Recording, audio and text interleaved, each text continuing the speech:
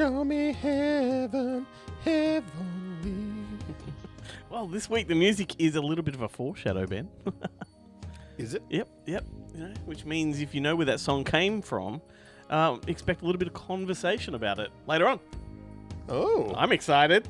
Yeah, I didn't. I'm going to be honest with you, Glenn. This week I did not check the show sheet, so I have no idea what you're talking about. And I know I only picked my stuff 2 hours ago, so you don't know what I'm going to be talking about. Wow, you've come locked and loaded, So ready to go. I admittedly I'd watched the movies earlier, but I fell asleep. So I was like, I don't know if I'm going to be able to talk about this. But then I actually watched the rest of the movie today, and I was like, fucking oath I am. Okay, excellent. Well, that's good. Well, there's that, and there's this song will lead to a conversation, and of course all of the usual cinematic ramblings. We are Good Movie Monday. Thank you for watching, everybody. I'm Glenn Cochran. This is Ben Helwig, and we're going to spend the next hour or so talking about movies. Talk about politics. I mean, it's what we do. It is. Not politics. Sorry, that was me just singing a bit of the Barry Gibb talk show theme song. Yeah. And mind you, you do get like a little imper of politics in the Jarrett segment coming on. Yeah. Yeah, you get it from time to time. We live in a world that happens. We exist in the real world. That's right. These are things. This week, everybody, we're throwing it over to you. We posed a question on our Facebook page and our Instagram page, and you answered them. We will react to your answers, and we'll get to that a little bit later on. We asked you, what's the worst movie you can think of? And, that could go in any different kind of way and direction, but I'm actually surprised that we didn't talk about this last week when we were talking about American Werewolf in Paris, which we actually both liked, Yes. but that movie definitely at the time of release qualified for a lot of people. It has a reputation. Yeah. Yeah. I mean, so does Caddyshack too, but thank goodness nobody brought that into the equation. This week we saw Gladiator II. That's opening across the countries in cinemas. Ben and I will report back on that in a few minutes, let you know what we thought of it. Also coming up, the ever-reliable segments, as I said a minute ago. Jarrett Garney's here from Monster Fest to talk about the physical media releases this week. Slim pickings, I'd say, this week. Slim pickings, but good conversation nevertheless. And, of course, the Bonehead Weekly guys are Joe, Chad, and James from the Bonehead Weekly podcast are coming up for their fun size segment. So there's that. We have Terrific TV Tuesday, couple of songs, movie recommendations, and Ben's new baby. Should we do it now? Yeah, let's do it. All let's right. do it now. Who's the crazy motherfucker? Who's gonna watch all 47 Hallmark Christmas movies? It's Ben. That's who. And who's the crazy motherfucker? Who's gonna listen to and talk about? It's Glenn. That's And you? Because it's my show, and they'll do it if they want to.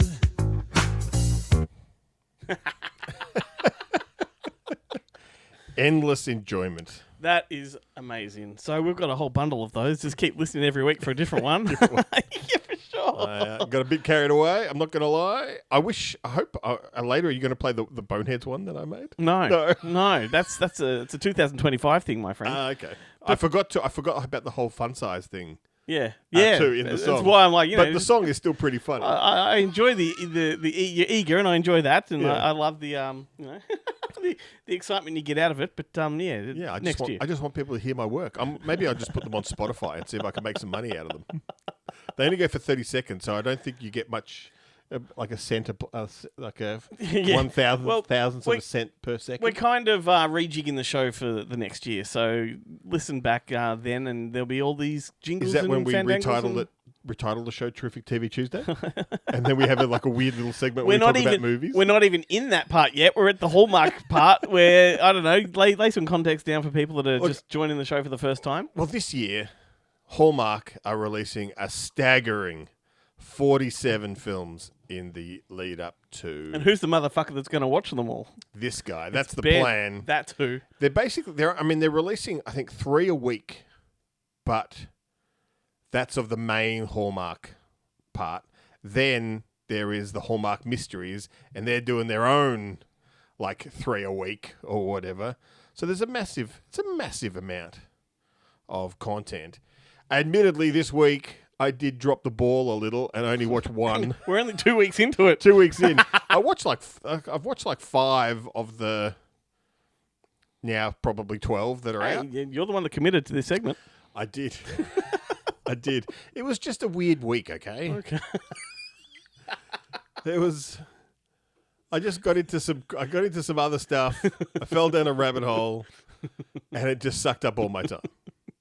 I apologize, but the movie I did watch was surprisingly good. Yep. It's called The Holiday Story. Excellent. It stars Nikki DeLoach, and it's the story of this daughter and her boyfriend is coming home to meet her family for the first time this Christmas. But he arrives and her train is delayed, so he's basically stuck with her parents, and she's not there for seemingly a couple of days. And she leaves him this message just as he's about to go in, saying, "Whatever you do, under no circumstances ask them," and then her phone cuts out. And so he doesn't know what he's not supposed to mention. And then when they sit down, the first thing he says is, "So how did you guys get together?" Because it's actually her stepmother. Okay. And then basically the movie is them kind of retelling how they got together, and it parallels. And his family are coming. It's a lovely. It's a nice little He poster. He's running like this Christmas festival every year, and she, as it turns out, was the town kind of planner who's responsible for making sure that he gets all his permits and stuff. And he's a scatterbrain and doesn't follow the rules, man. And I love the tagline is a Christmas connection, a Christmas D on the end, Christmas D collection, Yeah. a connection. it's great. And it's Nikki DeLoach, who will come up later in the show Ooh. as well. She's the mum from Awkward. Did you ever see that TV show Awkward? Oh no, I don't think I have. It's like it's a great show. It's very, very Awkward. I want to say it's not Euphoria level, but it's Yep. like what was that? There was a couple of those. There's a lot of those kind of One Tree Hill type shows, but in this one, she's a student. She goes to the main protagonist is this girl, and she gets this note shoved in her. She gets a note left at the door, a letter, basically telling her that she's a loser and everyone hates her, and she's a horrible like kind of one of those kind of suicide quality kind of notes. And spoiler alert, as the series progresses, Nikki DeLoach plays her mother, and this is a major thing. And as it turns out, it's the mother who sent the letter. Okay, wow, there we go. I think I a bit gave of a- enough time for people to pause. It's a bit of a dirty little letters kind of situation. Yeah, and she did it to kind of make her snap out of it and become more popular because her mother was like a cheerleader and the prom queen and Right. stuff, and she's like a nerd. Wow. Yeah, you also committed to not talking about them for too long on the show, so that'll do it. Yeah. Got to remember this in new listeners. We don't want to lose them straight away, but If we lost them for that, they're not going to enjoy the rest of the show.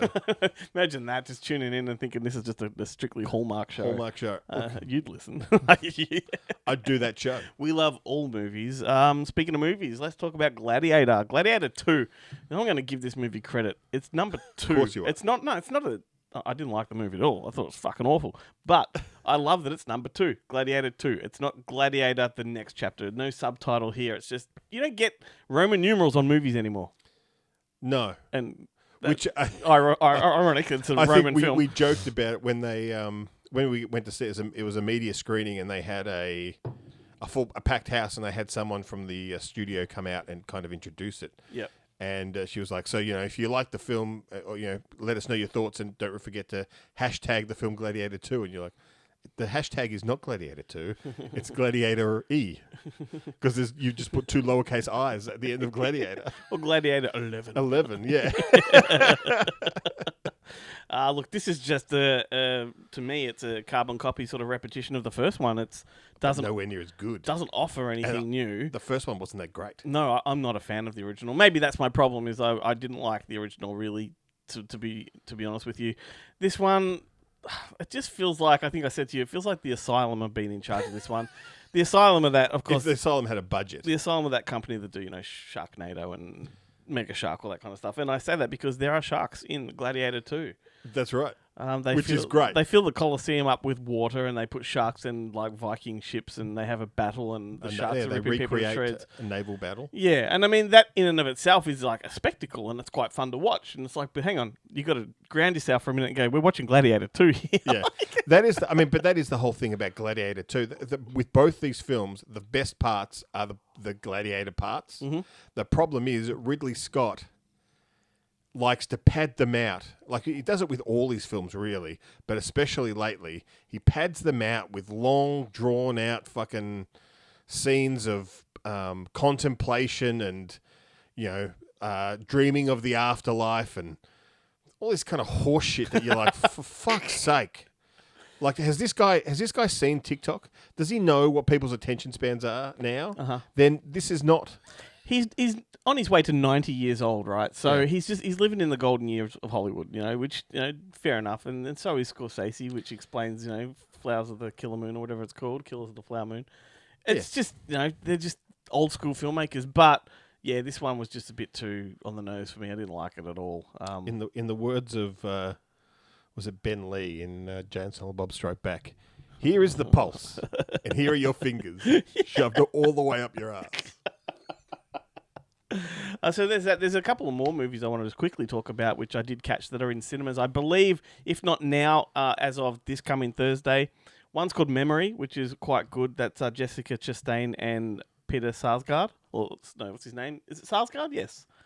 Skarsgård. No, Sarsgaard. This is not a Skarsgård. It's a Sarsgaard. He's married to someone too. Yeah. Someone.